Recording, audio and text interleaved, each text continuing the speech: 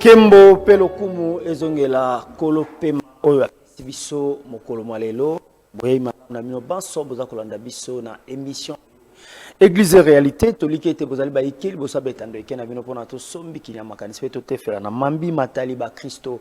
Merci na DG Peter Tiani, l'excellence dans la simplicité, l'intelligence non exploitée. Oye Seigneur Namboka et saluer la confiance aux accords renouvelés par Nabiso pour na ko sombi kinya makanisi ko tefela na Bayi Mboka. Merci également à la grande équipe technique Zako Kambabiso, Flori Ngandou, na Bevitré et na Maboko Trépied, tous allés na caméra robot. Zako Teni Biso compagnie Mokolo. Moi, Lelo, merci. Bienvenue surtout, Bourlanda Biso na Brazzaville, na États-Unis, na France, na Belgique, partout dans le monde entier. Nzambe a Pambola Bino. Ndenge, tout le bar na émission, ezali émission, il y a ba règlement des comptes, ezali remède. Auto sombi kinyaka makanisi. Mi miso bo publiaka na ba église na bino, bo filmaka bino moko ni John Fwamba ni Perfect Télévision, ba délégué ba caméraman na bango pona ko na ba église ko filmer, mais abino moko bo sepelaka ba élément o bo publiaka kitoko, eza ko empêcher biso te to zo yango pe to sala analyse par rapport na ko ba soki ezali siki engebene na makomi et santo. Nazalinga moko te, nazana privilège ya ko yamba lisusu Moko ya Basali ya Nzambe, c'est un assistant social, Azali Bongo opérateur pédagogique, Azali Pelisusu animateur culturel, Azali Bongo Ndeko Max Mbenga Lofasa, Mokambi ya journal télévisé chrétien, Oyo Bazako totalisé très bientôt là, 15 ans na Elanga ya Tata. Tozali na ye na tongo ya lelo, tosombi kinya makanisi na mambi matali ba Christo azali analyste chrétien. Nyonso tokosala azali ba analyste tokosala et pourquoi pas ko boa kamwa miso na o etali mboka na biso ekotambola lo lengeni ndeko Max Mbenga mbote nayo. Mbote ndeko na ngai John Fwamba Kachak, merci pour l'invitation pe na pesi mbote na bandeko banso bakozwa libakwa kolanda biso mokona lelo émission Église réalité tika ete Nzambe asala biso grâce toloba biloba lobate kasi toloba makambo oyo ko contribuer na développement ya mboka na biso. Voilà un peu ni na sengeli koroba et puis na profiter également pour na koyebisa na libota na nkoro bazola na biso malembe to ke na suka mvula ba désespéré puisque la Bible déclare qu'il y a de l'expérience pour ceux qui vivent. Très bien. Tozako koba ezali juste préambule na biso ndeko Max Mbenga ozali oyelanga ya tata utonzamba benga yo na musala oyo nanto yokaute oyambi ba misi ngambo na biso ndeto ba wera ba jibe ainsi de suite mais ozana elanga ya tata mokambi ya journal télévisé chrétien boni santé ya église yo zali moko ya basali ya Nzambe obako koteya liloba ya Nzambe na nzela ya lolaka na microbo koteya évangélisation par les médias oza pene penza ya basali ya Nzambe église okenende. Bon, ndeko John, merci pour la question. Ndé dans batango nyonso ke Congo ezali Congo eza cause ya Nzambe yende mobateli yene mutapesa biso mboka oyo. Et il faut reconnaître que l'église, c'est vrai, bah dérapage ezali belé, berrer ezali belé, bah déviation ezali belé, manque on est côté une église, bisala sale côté une église, manipulation côté une église, bah infiltré dans une église, bah intrus dans une église, bah commerçant dans une église, bah coopérant dans une église, mais à tout beau ça na tête, musala munene ezali ko salema et évangélisation.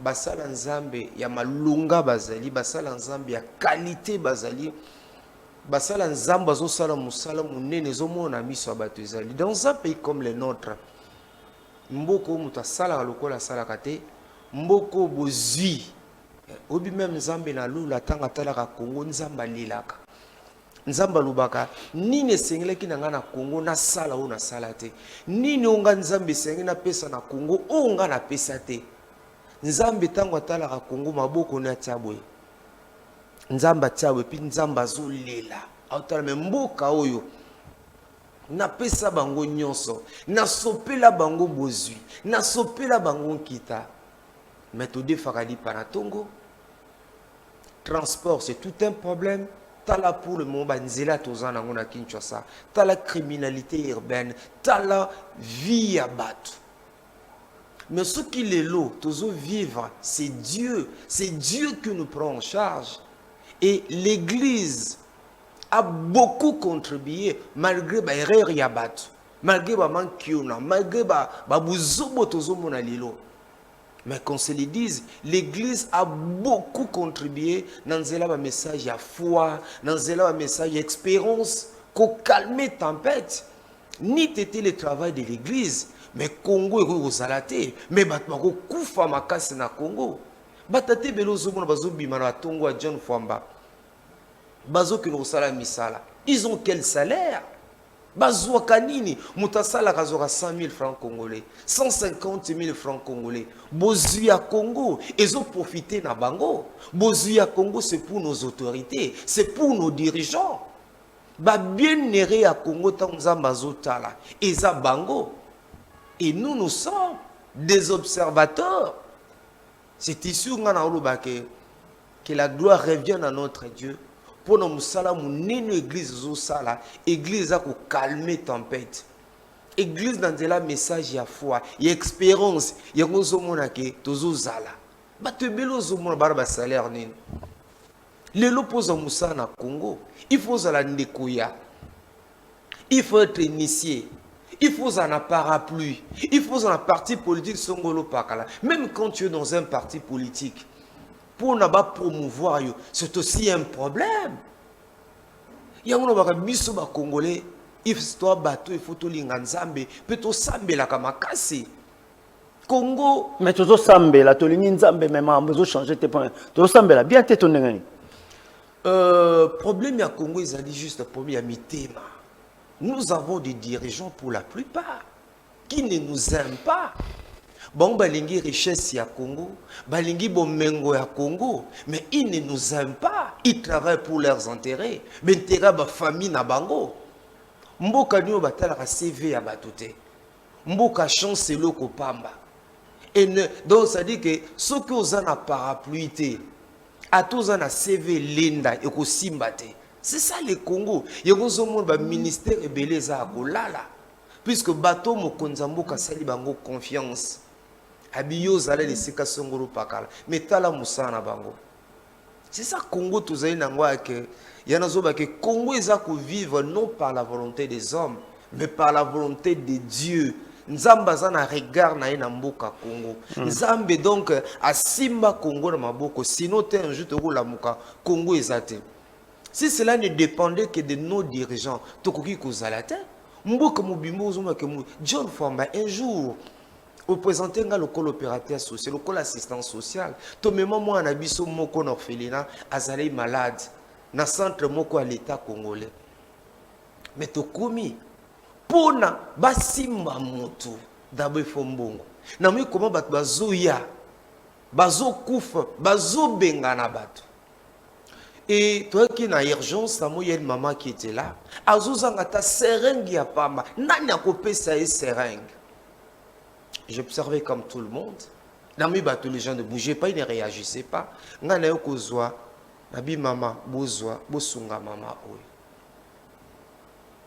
John, l'histoire à Congo, chaque fois que je réfléchis, pour n'amboka nabiso, n'oka mawa, n'oka passe. Parfois, je me dis même que la situation c'est Dieu qui le permet. Très bien.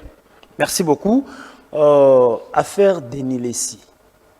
Prophète des nations Denis Lessi. Il paraîtrait que a frôlé AVC. Alors, Batebele Balobi, Nzamba Bétier, Aïki na pétage, Aïe na ba faux enseignement, et puis Aïe Lissousou. Na bilo nyo soto sala kinde nzamba betie et ako futa yango so kité abongo la motema pendant qu'il est malade. Est-ce que ba propos ndengona na moto wa sala la nzambe peu importe ba ko traiter na ndengona. Merci de John Fwamba pour na mutuna yo. Depuis un certain temps na mboka na biso to perdre ba valeur, les valeurs du royaume, to perdre même ba valeur ancestrale qui beaucoup konabiso. C'est dommage que Denis Lessi est malade, mais l'oko salinga passe comme on a na ba réseaux sociaux, même des hommes de Dieu. des serviteurs de Dieu. Comment Bazo Bouma déniler pendant qu'il est vivant? Je ne suis pas venu ici pour nous à l'avocat. Il y a un déco déniler ici. Mais en ce moment, il est faible. Il est abattu. Il a besoin de notre accompagnement intégral. Azan a besoin d'un moment oyo. To pese maluba ya boanya, maluba ya bolingo, to tindela ili luba na nzambe, que komuna bato na nzambe, ba olekra ba réseaux sociaux, na be mission pour na koloba, o nyonso bango bazoloba. Et si aujourd'hui, par exemple, Dieu décidait dans sa souveraineté de rappeler l'âme de son serviteur, bandeko bazoloba, la question que moi je me pose, John Foma, bako gagner nini?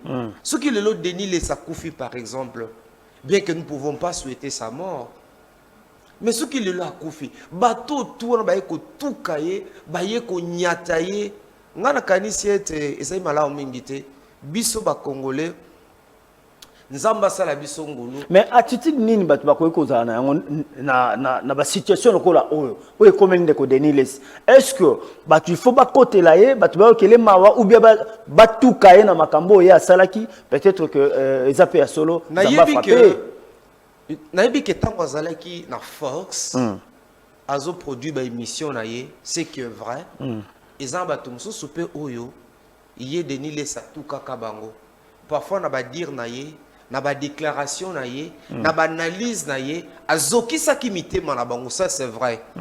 Na makamususu bane ko le ba média tozolanda nebeke zala ngai eza be mission mususu pe na salaka na pona ko déplorer comportement na ye ezala ana parfait be mission bongo ezali na ba réseaux sociaux to salaka avec certaines émissions juste ka pona ko sunga ko interpeller à comprendre le rôle qu'il est appelé à jouer comme serviteur de Dieu en ces temps de la fin to salaka yango. Mais en ces moments frère Nabiso azali affaibli, il est malade, il est dans une situation difficile, azana famille, moi si azana bana, azana babukilo, azana basemeki, na moment où azali faible, nga kanisi ete eza moment te pour Nabiso ko tout kaye, eza moment te pour Nabiso na ba déclaration Nabiso, na ba discours Nabiso ko anticiper liwa na ye. Par contre combat na Nzambe, to bonde la pona ye, to la kisaye bolingo Nabiso et toute une exhortation, d'encouragement,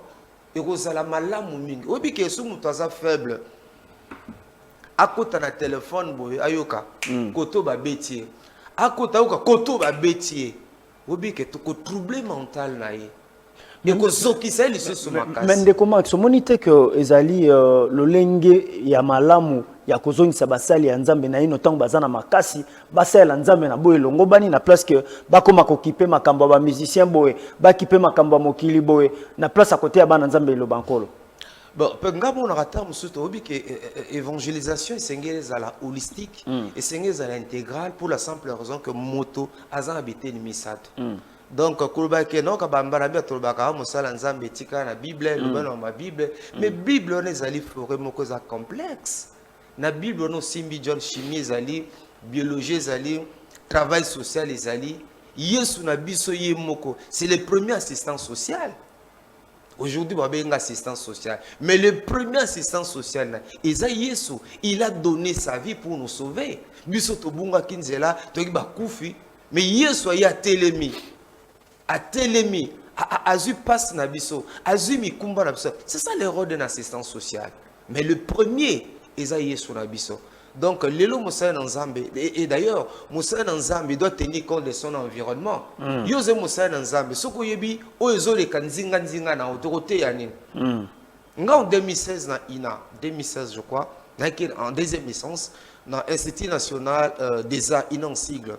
Mais mémoire nanga soke na INA, au Lukina Baoba 600 2016, mémoire nanga licence. Mais on a travaillé sur Orgazi. Organiser Zanzembo Fali Poupa, dans sa mémoire, mais moi je suis un animateur culturel, je suis dans ce monde, mais je ne suis pas de ce monde. Moi j'ai une autre perception des choses et analyse d'anga. Et ceux qui même l'artiste à l'Indien, peut-être à se pélater. je profitais dans un mois orgazi na landa mais na dégager mambo belé oyo et ko sunga société na biso mais so na ba keno na beta il faut to ngana landa ka nyonso ezolika ba pasteur pe balanda ka nyonso ko landa nyonso mais ba salela yango te ba salela c'est dire que mais écoute mais il y a des niveaux ça côté là qui ont tina studio ake koyemba pété John nous sommes dans ce monde. Mais nous ne sommes pas de ce monde. Nous sommes dans ce monde. Mais nous sommes, quand je dis nous ne sommes pas de ce monde, c'est-à-dire que le monde a une réalité. Mais biso loko là-bas dans Zambie, et c'est une vie na biso lelo, to vivre au regard, il y a des principes, il y a des réalités, tozo mona. Ce qui est par exemple, lelo mukili, l'accès biso que moi si ba yiko balana. Mobile na mobile ba yiko balana, na ba avantage mukezo pe sabango, mais yo loko la moi na Zambie. Oh, comment na buzoba wana te yo zali mwana mwasi pour les loza ko offrir avantage loza ko offrir opportunité eza ko pesa makambo ebela loko nga pe na mwana nzambe loko yango zo futa tikanga pe na kota. Moi j'ai été plusieurs fois sollicité. Je vis des amis, mais je suis un journaliste. Max est un garçon intelligent. Max est une classe mingi. Max a 3 diplômes à licence. Tala. Na me mayo boy. Nga na zoba sollicitation wana. Na ke ba sukolanga. Na ke na bisi bango. Malamu kutu na tambola ta na pantalon ya ko tobuka. Malamu kutu ba sekanga. Malamu kutu ba tiolanga. Mais jamais na conseiller la diable na niveau na keke non. Pendant comme journaliste mon costard. Nazoka ba marché, botoritambo kabaye banga, ba consulta kangai, na kende ba sukolanga. Ça moi je dis non, je ne peux pas le faire. Mais l'esprit faible. Ba msupe ba sali yango. Lilo za na bana ba sebele ako o ba so bimala bamboa. O ba sukola bango bazali. Eza na bana ba sebele ozomona wana boye, bazana biloko ba tina ba lolemu. C'est-à-dire que tout ça pourquoi balingue via matalana, via pressé, ba monaye a impressionné. Biso nzamba benga biso pona ko impressionner monde été. Je ne dis pas que nazali parfait, je ne dis pas que ngana za sundenge nini, nazaba faiblesse tanga, nazaba manquement nanga, nazaba insuffisance tanga na ilaka butu na mepa nzamba sa nga ngulu, mais il y a des choses au même diable a yebi ke ngana yo salate. Très bien. Ota la caméra de ko Denis Aza gravement malade, ce qui au Kogi Kopé ça est toli par rapport à la situation à Komina Yango. Juste un mot d'encouragement. À Beli, nous autres Pebelaka, nous autres Ninganaka, nous autres Etungisamaka. Mais comme serviteur de Dieu, nous avons un moment à retraite pour naïe. Ils ont un moment à retraite, ils ont un moment à repos où nous avons un PC et Ataïla Nzambe wana. Ayoka yemingi alanda onyo soso les réseaux sociaux te à la famille nae qui ne suit pas tout ce qui se dit tout ce qui se rencontre là mais à un moment où il y a retraite qui s'accroche encore à Dieu nembi ba denile se ba na biso de ba na mike de étudiant na ba na IPN ou institut pédagogique national to landa ba ona bantena et dans cela na yeba te belé ba bongo mitemo dans cela na yeba te belé pa na nkolo. Et pour ça, nous avons été kaka ndenge nzambo abenga kie na bolenge nzambo abenga kie pe akomisi lelo ayeba na mokili asalela na boelongo bani tout en sachant que chacun de nous rendra compte un jour devant Dieu de la manière dont il a servi. Na ono so bat bazolo batiti ni monsi na isko ko kozana ngo mama tina. Akanga matoi et akanga matoi. À répondre te. À répondre au bien, on remarque même la même vous n'êtes pas obligé de réagir, de répondre à tout ce qui se rencontre dans les réseaux sociaux. Non, vous n'êtes pas obligé. Sinon, ces appels, à la communication. Donc, que c'était à la calme, avant d'atika, très bien. Voilà. Merci beaucoup, Ndeko Max Mbenga. Courage, prophète Denis Lessi. Bisco Zalin Zamba assisté à Pesayo, Kimia, Nzotezonga Makasio Zongelae, Ouelanga. Attendez, Ndeko Max Alobi, aux en retraite. Je crois que Bimi, Okokoma Susu Moto Asika, Moussala Nzambe Kokende, Li Bosso. Ndeko Max Mbenga, je pense que Yonanga sans ignorer, to Mikolo, tout le monde bat belé dans les réseaux sociaux, surtout dans les ba donneur des leçons dans la sexualité. Est-ce que par rapport à tout ce qui se disent dans les réseaux sociaux, concernant moi sina mobile lolenga kozana na terme moko bisu mikolo même ba passer ba koloba yango magoda azolo ba bango zo kasonité il y a des femmes ba mo pesa batu baktoli na réseaux sociaux ba ko tanga bitenu e batama na nzoto na place publique na batu nyonso ezali malamu to ezali mabe. Merci John Fama, ça c'est une très bonne question. Bravo pour la degré à conception, créativité, père au monde à loi, où ça la passe. Merci. C'est vrai, la sexualité des pépés est un sujet tabou. Et même Zambé, la Bible, Elkanah a connu Anne sa femme. C'est dans la Bible. Elkanah a connu Anne sa femme. Donc Elkanah a yebaki moi si nae Anne. C'est dans la Bible. Ce peut au traduit on a style kinois, mais il a bien ça langue. La style kinois déjà bandeko bazol na biso comprendre. Et à ce moment que les cas de propice, les cas idéal pour les rapports sexuels, c'est dans le mariage. L'hélosexualité est la science.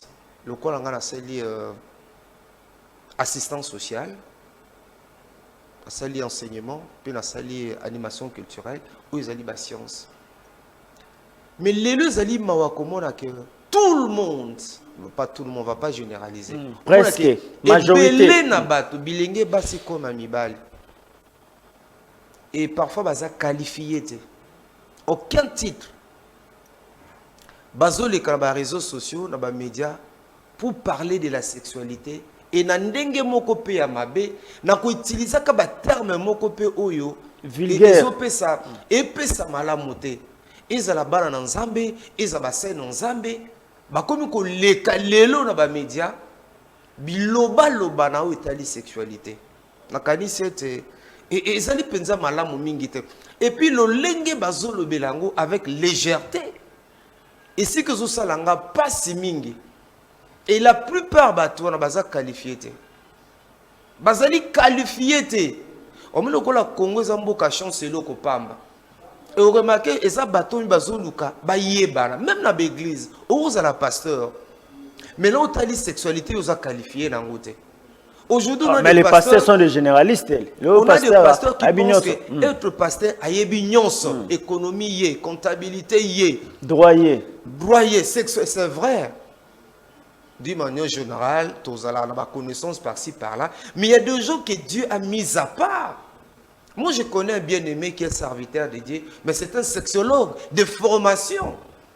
Il est serviteur de Dieu à Kenalibanda Mboka, à Yekoli Makambuana. Il y a un moment où il est là, Kinshasa, to kobil ba phénomène, bimela mela. Pour nanin, à cause ya makambu oyo, bazolanda na ba réseaux sociaux, bandeko, bazo maîtriser makambu wana te.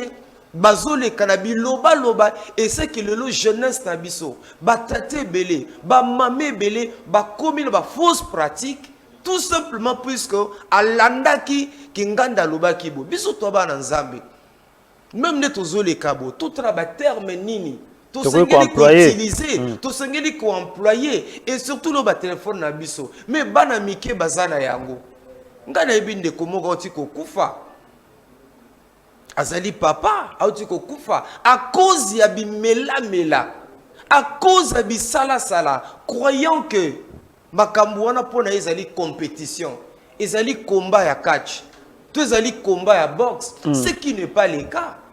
Ça n'a jamais été un combat. Et en aucun cas il y a la compétition. Aucun melio, lelo boye. Non, on a réserve puisque monsieur Zoleka et les Karamoy, mais ceux qui ont boutou dans le baboité. Donc, on a interpellé Bakambi Amboka, Basunga Biso, et puis le Bakambi Amboka, base la raté que l'Ikambwe Salami, n'de ba komi ko convoquer Bato. Baluka ko organiser par exemple ba rencontre avec des leaders d'opinion, babengi ba pasteur, babengi ba musicien, babengi biso ba animateur télé, de temps en temps tu vas ko échanger. Mais qu'est-ce que moi je remarque? On ne sait pas anticiper. Ce que mutaleki na réseaux sociaux, à lobby boyebe pou Lobby, c'est ça qui les convocations. Alors, n'explique qui nous a permis comme bon. Na bête en c'est ça qui a convoqué. Comme ça, tout le monde que non, Max, c'est ça qui est convoqué. C'est, il n'y a pas seulement un sengo. Ce qu'on a yébane, c'est ça qui a convoqué. Mais c'est ça qui a pu anticiper. Bon, tout le monde mikolo. Contenu avant boyebo to benga non par exemple animateur télé to benga par exemple chroniqueur politique chroniqueur sportif chroniqueur éco to benga bango to échanger na bango par exemple quel comportement adopter par exemple dans moment oyo et langage nous sengeli ko utiliser olanda mutu msolo be la sexualité mosimi mutobi o malobani naza ko bimisa boye o malobani naza ko bimisa mais azali mwana nzambe yazali mosai na nzambe ote langage tordu langage ezobima alors tokeba na monde matalana obi ke lelo matalana oyo ko yeba na pe na ndenge ya bien ngani bi bato yo te mena ndenge ya bato ba chaoka te soko yeba ndi mama ko magoda kingani tout ça au mona bato ozo ba vie belé. Il y a un moment même comme même maman pasteur a été à bien mais aille na réseaux sociaux a comme qu'on employé ba terme moko boye pour ba tuba cheka souvent on a constant na sali bande ko sauter zakalo kwa mupepe mi linga équipe limo nango ngai ba tulukola ba pasteur par exemple des données si talemba ba pasteur batika la constat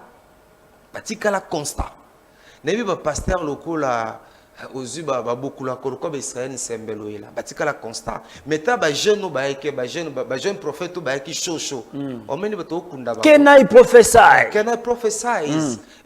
je vais choquer quelqu'un évangile non tourne tu wapi je vais choquer quelqu'un can I prophesy start it boy ba langage bazo ka ba ko parfois na Nigeria ba memeli biso ba tu ba na ngoza ba papa ou ba père réveil nde ba na ngo ba ke ba zukuna ba na ngo on a donc, évangile, je vais choquer quelqu'un. Je vais ça dit qu'il y a Max, non? C'est le plus l'esprit qui parle. Je vais choquer quelqu'un. Et où tu vas prêcher l'évangile. Et puis, qu'il y a un professeur, yes. On dit, yes, oh. Est-ce que anglophone, qu'il y a un professeur, est-ce qu'il y a prophétiser? Est-ce qu'on dépend de Nayo? Ah, donc, pour prophétiser, il faut est-ce qu'on dépend de Nayo? Est-ce qu'on en a besoin, vraiment, l'église? Je vais choquer quelqu'un. Mais choquer? Déjà, tu l'as déjà choqué. Matéa Kotuka. Alors, je me dis, là, c'est ça, Matéa Nzoto. Je vais choquer quelqu'un. Puis, et puis, je vais choquer quelqu'un.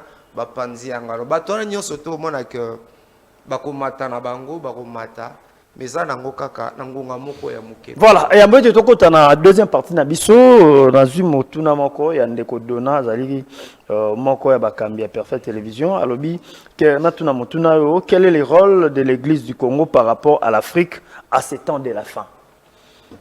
Natuna motuna yo pa na yo quel est le rôle de l'église du Congo par rapport à l'Afrique à ces temps de la fin. Bon, la d'une manière générale, l'église est un musala munene ya kosala. L'église esengeli ala kisabato bokondi na likolo, puis l'église a été ba valeur, surtout ba valeur. Mais c'est dommage que lelo autant l'église na biso, lelo nous avons des ministres. Nous avons des députés, nous avons des jurys, des avocats, des magistrats, des généraux, des colonels, des professeurs, par exemple, l'église Nabiso, d'une manière générale. Mais talambo kezap. Mbalami, nous sommes des chrétiens seulement dans nos églises. Kaka bato bazo ki l'église, ka biso toto ni lundi baké misala. Ka biso toto ni sa église, mais lelo John degré à qui motema mabe et matina mboka degré à surtout le cambo le poison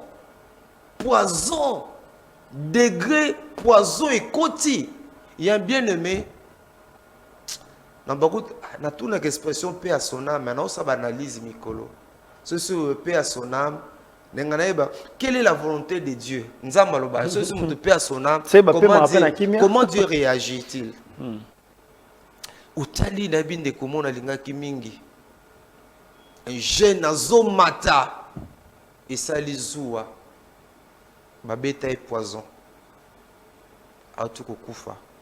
Je connais. Non, mituna. Mais batona tout dimanche bazan et l'église. Pourquoi que vous mandez kono na poison? Pourquoi que vous mandez ko? Vous gagnez quoi? Vous gagnez quoi? Tout comme il vive John Famba. Dans le monde, il y a keba. Ndeko comment bete professeur na biso moko na IPC et pas dans Zotanga. Zotanga lisusu. Oui. Habite sur le sol. Vous avez déjà 3 diplômes à licence Zotanga lisusu. Oui. Dans mon loi. Dans la prochain jour, surtout dans le secteur social, dans la professeur munene amboko dans le domaine social, je crois que par la grâce de Dieu to koma. Alors pour ça na biso na beti di solo. En tant que notre prof, en tant que sabi soit na IPC, ba kende quelque part. Ba koti ba bimisi bilo, ba konzi na ba konzi. Bango na bango na nani o pas zalaki wana. À l'époque ya nani o, bango tu bazalaki wana. Abenka mwasi na abi mama. Biloko ya kolia yango bate. Na lia te. Na lia. Supe na boy kolia. Mwasi na ebisa bindengo za kuna. Yo talaka ye moko akolia nini à l'époque nanio taka ye moko akolia nini et à salte pour faufiler excellence also na ye moko ya époque wana ye moko azu pondu et ameka mo ye pasali azu pondu ata ye moko pa azu yango donc bato bakomi na keba fête mususu ezaki kaka mikolo et quelque part bango na bango bazalaki quelque part biloko kolia tuli bato baboko lia biloko tuli bato baboko nana kolia John Famba bandi konoka posa même communion fraternelle les a souté noka posa même na fukama na mboka oyo John Famba toyebaki poisonté John toyebaki poisonté awa na kotika mai na ngaboye na ye na meli na koye pa na yo oza même atana ko bangate. Mais pour le moment John bato bazo kufa likamone l'église ba tozo culture wapi ya ko boma ndeko surtout bato bazan ba CV à danger chef atali yaza gradué na ISP Gombe na 1990 atali siko CV Max, licencié en anglais, licencié en INA, licencié avec mention de distinction INTES, maîtrise na master en transformation sociale. Mais, à Olimbi Sota, Soza Mouli Monsambete, il y a un cœur pour remplacer Ngai. Soza Mouli Monsambete, il ne te pardonne pas. Même à ton Mikiti, c'est pas, à ton Lemboulaye, à ton Foukamelaye. Laissons-nous travailler dans l'informel. Que Dieu nous fasse grâce. Que Dieu nous accompagne. Non, John, na yebi mabota bana batika li bani tike. Papa kofi na poison. Bade comme bien aimé la caméra, s'il vous plaît. Même na église. Même l'église en colo, batozo kufa na poison. Mais bien aimé dans les Seigneurs, qu'est-ce que vous gagnez lorsque vous tuez votre frère, lorsque vous tuez votre soeur? Banabati kaliba innocent. Voilà, ndeko Max, tokoki ko lekate yambo ete to silsa parti oyo na moni ndenge nyoza na passe na motema. Mais à passant na est yambo kana biso toko luka kimia. Mais moto aza ko luka ke makambo nyonso tu ekoma boye andimi na ye ko teka mboka ko mi pesa epa ya nani Kagame na Rwanda ezali moko oyo ba pasteur ya mboka na biso nde ba komisaka pasteur ba pesaka ye makasi ya kokoma président ya CENI et lelo oyo nanga aza lokola numéro 1 ya ba rebelle baza ko bomba biso ba congolais. Pensez-vous que ba ko pesa kaka église sous ba pesa ngo sous chance ba pesa ngo sous crédibilité bande ko pesa banda kalo sous longtemps ba passe nyonso tozomona awa moto azali likona ngo ezali moko ya une église à réveil. Judas est avec Jésus. Judas marche avec Jésus. Il a mangé avec Jésus. Il était là avec Jésus. Il a servi Jésus, mais un jour, pour ses intérêts, Atekaki Yesu. Nina profité la micro pour notre bien-aimé Nanga. Azara bien aimé. C'est notre frère, Corneille Nanga. Bible lobby, c'est qu'un homme aura sémé, il le moissonnera. Tanazotala, boni bandek bazo kufa na est ya mboka na biso. Papa, il est temps que tu te ressaisisses. Il est temps. Et Bible lobby, et que servirait-il à un homme de gagner tout le monde s'il perdait son âme? Ba frustration na mukili ekozala kaka. Ti mukili kosi ekozala kaka. Inégalité sociale, injustice sociale ekozala kaka. Mais cela ne peut pas me pousser à trahir ma conscience et à trahir ma nation. Na sengi na frère na biso Corneille Nanga sozo lande mission oyo. Frère, ozande kona biso. Ozalinde kona biso. Nzela oyo poni eza nzela lobi côté. Peut-être il y a des gens qui vous encouragent. Mais nzela oyo poni makila bandeko yo etanga pezo tanga. Ah non, Dieu ne te laissera jamais impuni. Dieu ne te laissera jamais impuni. À moins qu'aujourd'hui non. Nandimi kotika nzela wana. Libota na nkolo bonde la ponanga. Bosenga mananzambe ponangai. Obi, ça fait mal. Ngane ko encourager batute kozwa bokondi na ndenge ya makila. Le président Félix, c'est notre frère. Il ne sera pas éternellement au pouvoir. Le moment viendra où Dieu décidera, bon, ok, président Félix, tu as fait ta part, tu as fait ta mission, maintenant c'est fini pour toi. Nganzambe na poni mutu songolo pakala. Mais ma be ya Congo ongazomona ngaza opérateur social, naza politique te lokola bango. Ma be ya Congo, nous combattons tout le monde.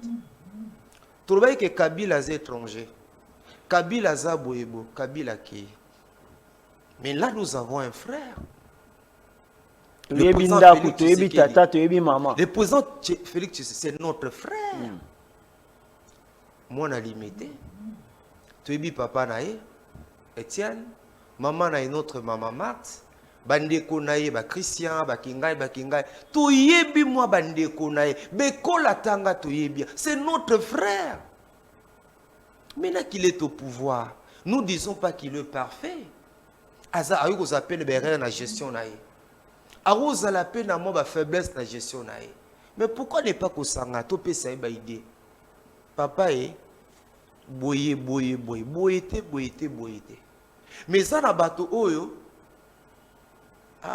réussite ya Félix Tshisekedi ba ce qui a réussi na mandat na ye peuple rolingaye ya ko mata o mono to sani a échoué.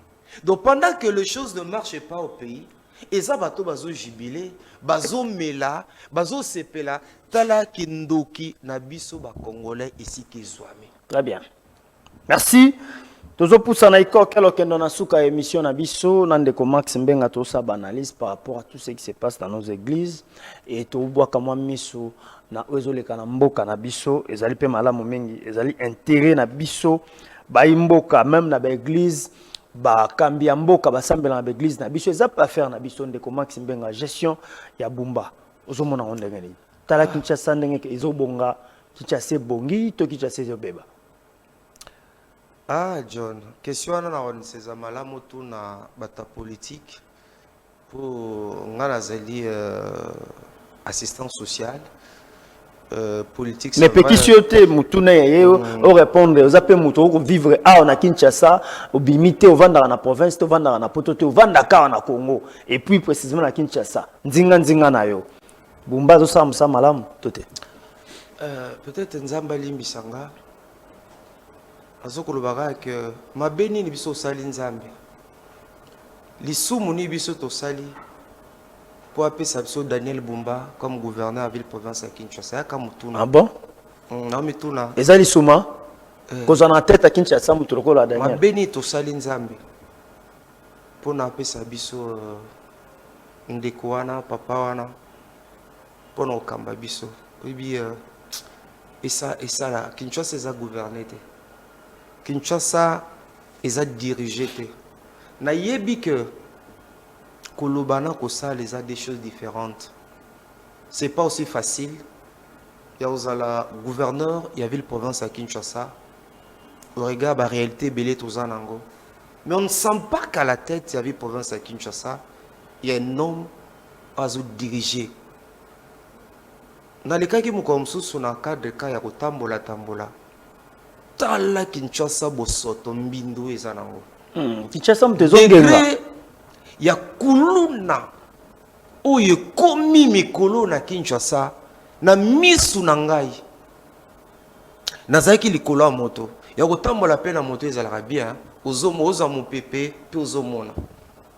Namona comment bazo kata mutu machette pendinga zo kufa. John, non, papa Bumba. Est-ce que tu vas dans mabe? Est-ce que tu vas dans papa Bumba mabe? Mabe ni no biso to salier. Mais Tom Azuma kokite ya kobongisa. Députés provinciaux. Baolandanga. Baosamba liboso nzambe un jour.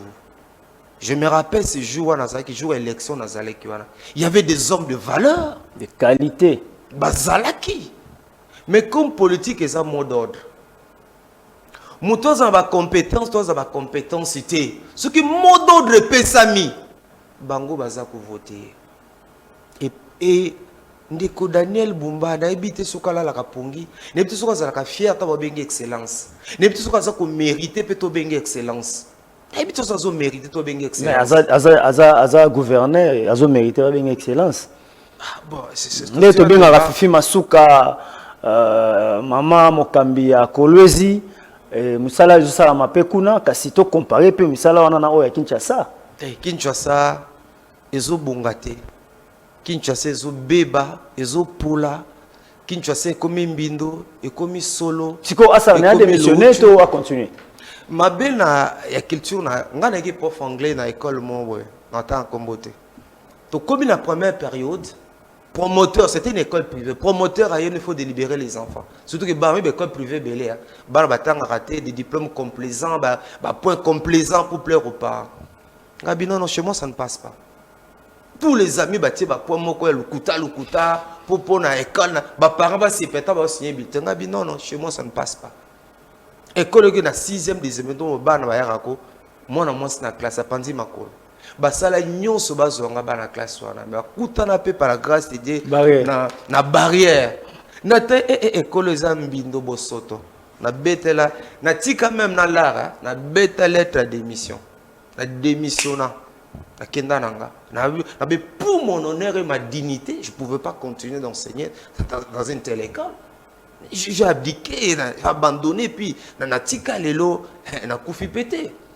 Tant que moni que mon kumbo a pensé que je suis batté.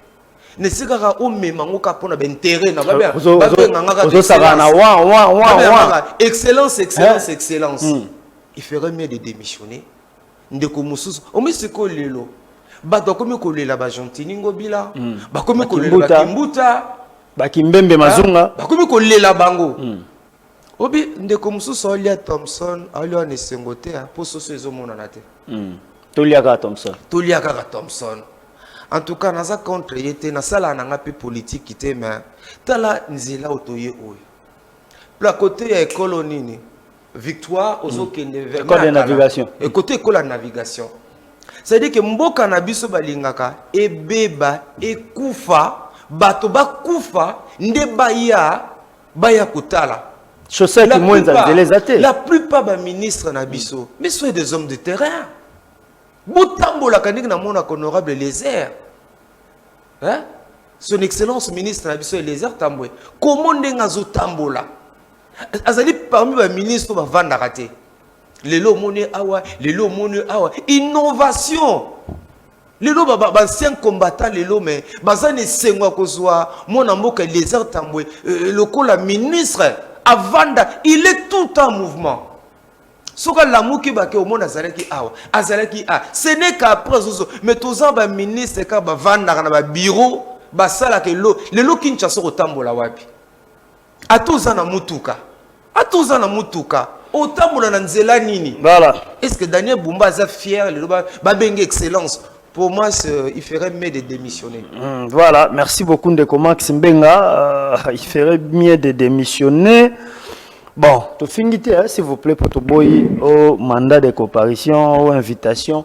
Tu lobby, biso to sa analyse, tu iba namboka. Tu sa l'analyse, tu comment beaucoup empêché biso to sa l'analyse. Alors, les journée internationale des personnes vivant avec handicap. Aux alliés assistance sociale. Ndeko Max, pensez-vous que na tête du ministère ou un ministre moi est-ce que vous sentez que un ministre va s'occuper de la personne vivant avec handicap? Nalingi d'abord en ma qualité assistante sociale professionnelle qu'encourager.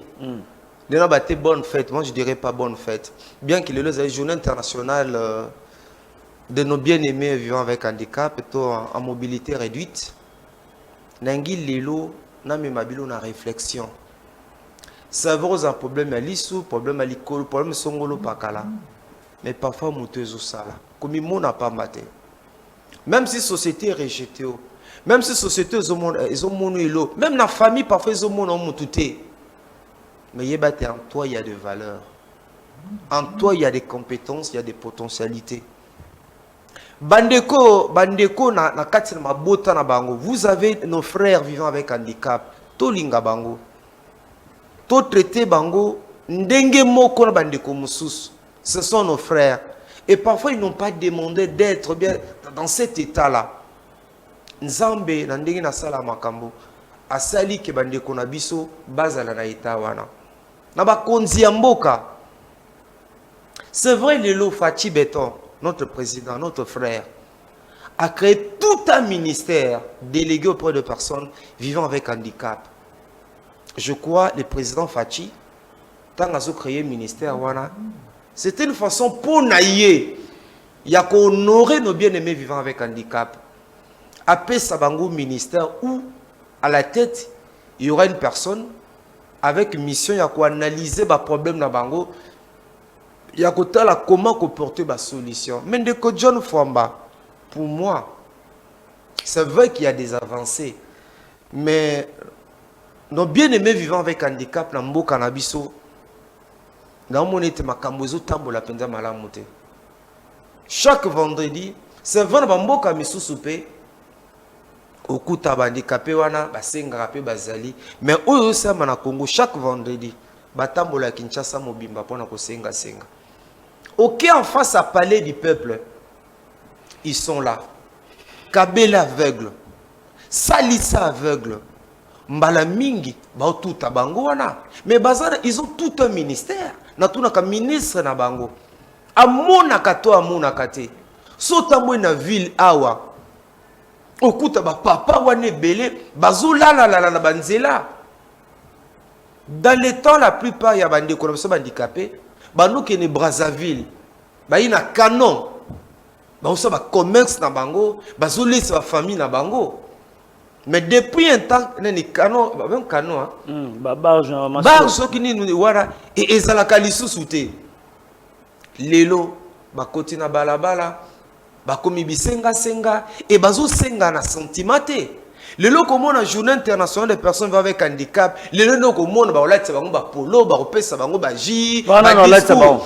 Mais ministère non? Lelo no mo ministère olati bango ba polo. Et on peut savoir ba coca, ba discours, le ba discours, ba discours. Ba bimi c'est là on peut bon on a mais on ne sent pas que nous il y a un ministère où les alliés pour accompagner nos bien-aimés vivant avec handicap. Alors qu'est-ce qu'on a mis tout naka? Est-ce que les handicapés zali sumo? Et zali malédiction tout les anini. Pour ba ndeko na biso ba mener ba okuta ba maman mikolo na ba vélo na bango. Kotambola Kinshasa mobima ko senga kende même na ba centre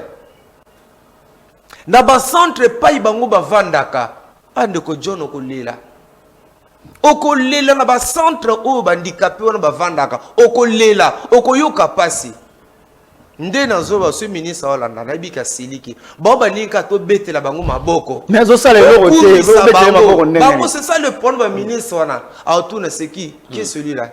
Il est qui yazana boyi. Donc pour nanga maman Irène, En tout cas, Nzambe asungaye, on ne sent pas que azo travail.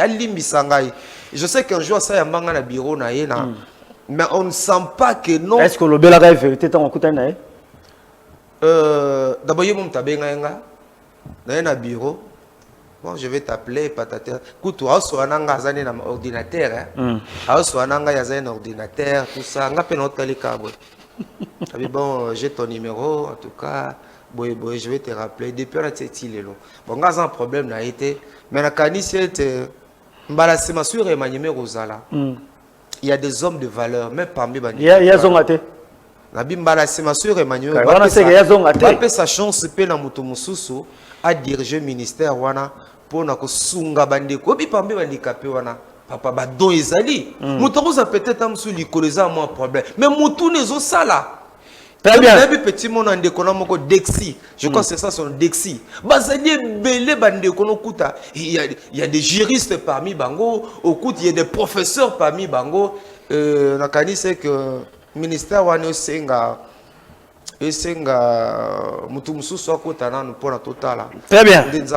Merci beaucoup Ndeko Max Mbenga tozo poussa na penza. Iko kelo kendo na suka émission na biso orpheline de passage. Tomoni mikolo yo réseaux sociaux e yindi nzembo moko yembia wa dedi yango na mama Denise Nyakero Tshisekedi. Olinga ko oyemba kyango nanu thématique wana yango wapi et puis idéologie wana et comme million ndenge nini batindi yo zoluka connexion ou bien zoluka okutana mama mokambi mama numéro mama yambo kana biso ou bien zani batuna balana ou bien tozonga na réalisation tozo élément yango tozonga ndepo opesa biso maloba nayo réalisation opesa biso élément ya orpheline de passage. C'est parti. Denise Nyakero, la cadette d'une famille de 8 enfants. Je suis orpheline de père et de mère depuis l'âge de 9 mois. Tu es orphelin ou orpheline, grandi sans affection parentale. Parfois tu as été abandonné ou rejeté, accusé de la sorcellerie. Aujourd'hui tu es dans la rue. Par cette chanson, je voulais te fortifier, t'encourager. Ne désespère point, car en toi, il y a des promesses de Dieu et rien ne peut l'empêcher d'accomplir son plan merveilleux qu'il a pour toi. C'est encore possible, le Seigneur est là, il te soutient. Orpheline de père et de mère, à l'âge de 9 mois,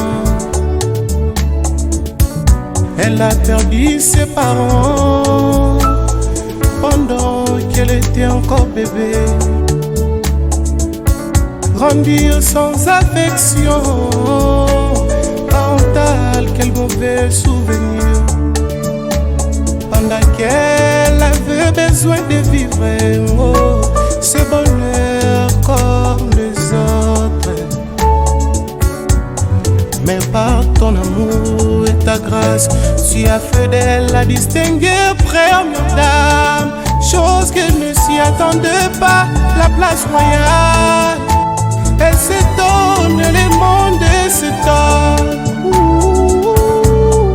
Il n'y a que toi, Seigneur, qui peut le faire. Oh, orpheline devenue la première dame.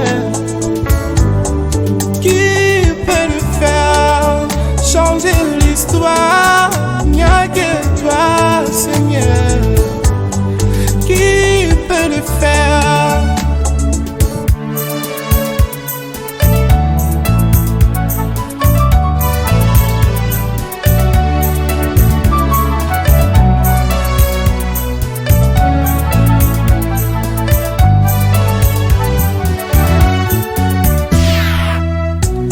De la poussière tu retires les pauvres pour les faire asseoir vers les gras.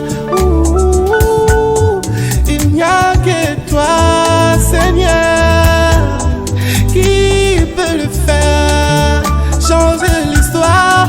Il n'y a que toi, Seigneur, qui peut le faire. que puis-je te donner en guise de reconnaissance pour ce que tu as fait dans ma vie? Ici d'une famille de 8 enfants, dont je suis la cadette, orpheline de père et de mère à l'âge de 9 mois. Aujourd'hui, par ta grâce, Seigneur, tu as fait de moi la première dame de la République démocratique du Congo. Seigneur, merci.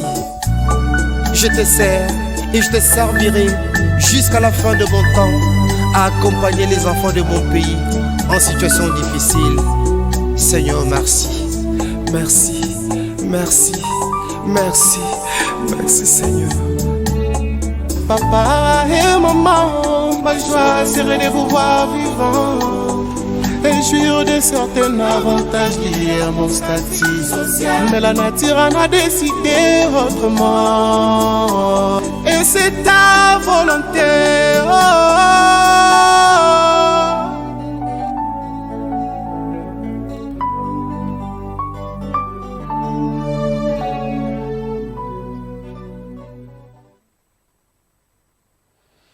Orpheline de passage, Ndeko Max Mbenga, Malbomboka. Merci beaucoup, Nazali Instrument Zambaseleli, pour nous proposer Nzembouana, Orpheline de passage. Merci pour la question. Tout le monde a connexion, Nazoluka. Nazali assistant social, Nazali co-dirigé Orphelinat, partage ton père avec celui qui a faim, Tozana Mongafoula. Officiellement, l'année prochaine, ça fera 6 ans. Dans le monde social, depuis que j'ai licence en anglais en 1999, j'ai lancé dans le monde social. J'ai été orpheline belé na Kinshasa. J'ai été dans l'hôpital, dans la prison, mais j'ai une caméra. En tout cas, la caméra du ciel voit tout. Et en 2020, dans l'orphelinat, et nous accompagnons des enfants en situation difficile. Dans mon Fula, dans mon Akape, dans Yoka Makamwebele. Et parfois, il m'arrive, où il y a ce bilo qui est petit zate. Makamubana ba bete langa, ba histoire ya bana, et tout ni sangai. Comme sous, il y a une jeune fille, à Benganga. Abi papa Max, j'ai une histoire à vous relater. Abina a 15 ans. Et papa n'a pas maman bakabwana. Et papa comme ça ngai moi sinaï. Et papa n'a pas muta diverganga. À 15 ans. Papa n'a pas muta diverganga. Les lots dans un X âge. Maintenant qu'on a X institution d'enseignement supérieur, dans un kokale souté. Dans un troublé. Dans la TV, est-ce que tu peux m'aider? Jusqu'à ce jour, John Famba histoire, moi on a 15 ans. Papa n'a pas tapé zemi. Et puis à zemi, papa m'aimait quelque part pour l'avortement. Tant que ça toujours ça là, l'anonymat dans beaucoup. Orpheline de passage. Dans la une fois, comme tout le monde, dans les réseaux sociaux. Histoire, il y a la distinguée par mesdames, maman Denise Nyakero. Oyemoko Alobi.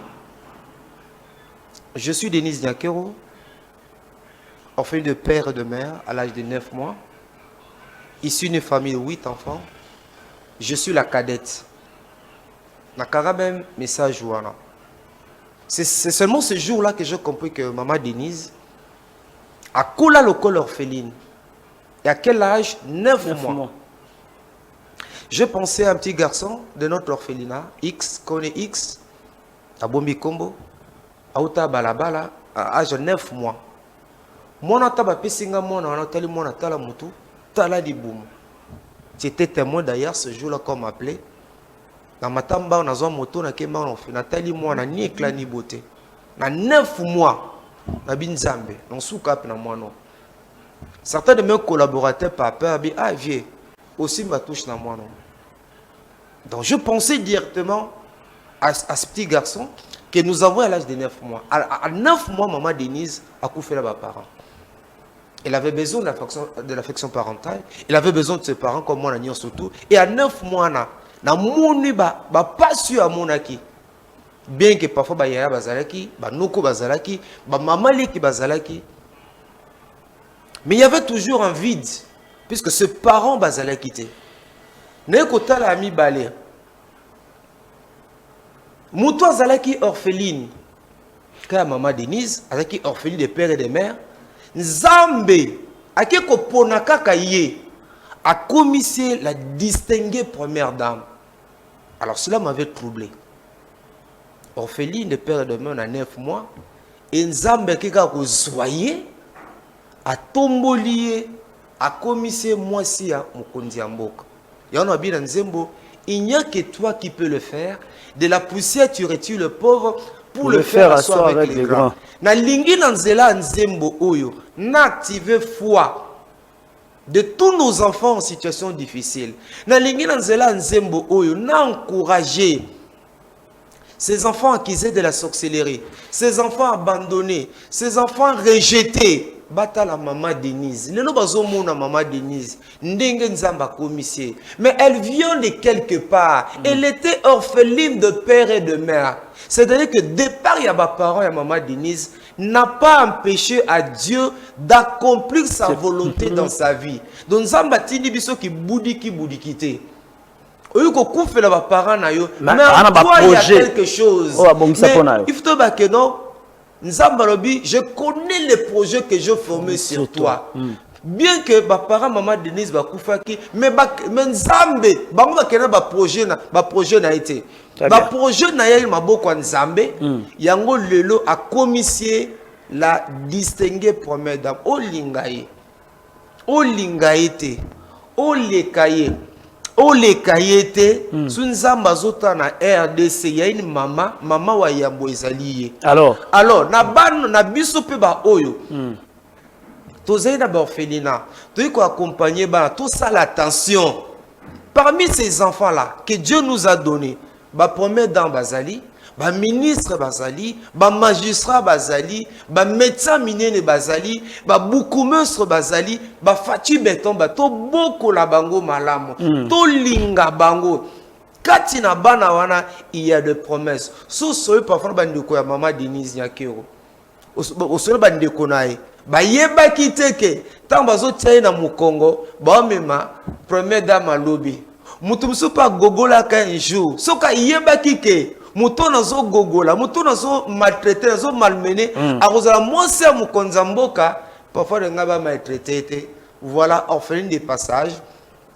Indépendamment de moi. Ngata ukana landi maluba wana o yemo kwa luba et salinga passe na motema et directement na ko ba komo pesanga ba pesinga mélodie ba pesinga maluba. Après orpheline de passage, nzembo mi balé ko bimezali kolela ya mwana balabala. Très bien. Kolela mwana balabala et yango pezo e ko bima le 30 décembre. Même clip ba moni, c'est pas le clip officiel. OK. Et ça c'est juste tonga ki to annoncer yango. Clip officiel ya nzembo orpheline de passage et ko bimezali le 15 décembre.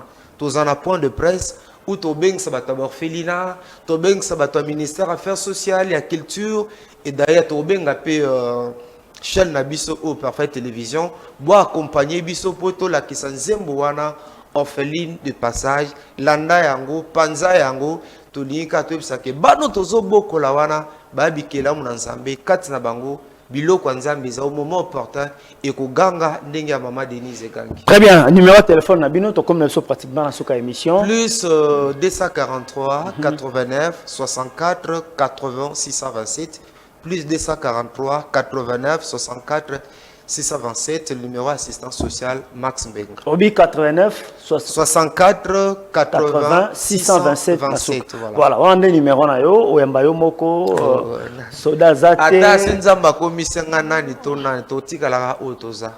Nzembo ba tekela ki yo to yo moko. Non, ngaba tekela ngande ngaza naza pas artiste musicien. Banzem nange belé bato bayemba ngomena na olubate. Ngala bani ko yemba ko surtout ngaza na likabo ko monzembo depuis na Athénée de la Gombe. Donc ce n'est que maintenant on a décidé Tamsou na studio na boaka maintenant on s'est lancé plus dans la musique sociale. Très bien, merci beaucoup de comment Maxime a connu Mambela na biso tous les qui étaient aux zones comme vous avez quoi. na nyonso bolanda biso na maloba ya ndeko Max Mbenga nde tocheli tono na émission Église et réalité ya mokolo moi lelo tika tolela na bayo baza kolela émission Église et réalité eza ko présenter ba condoléances na famille Lodia na Salongo oyo boti ko bungisa moko ya bana bango madame Naomi ya tika kibiso uto mardi ya semaine uto lundi ya semaine eye tikete molimo na epe manakimia tozali kolela na libota Lodia Mobimba rite Lodia Nzambe abondo mitema na bino tikete molimo ya ndeko na biso Naomi epe mabongo na kimia na communiqué nécrologique on est tocheli tono na émission Église et réalité ce que l'on se a zonité tolike tokuta même konza ko na même heure na numéro ya sikabutika malamu o mabota mabino shalom.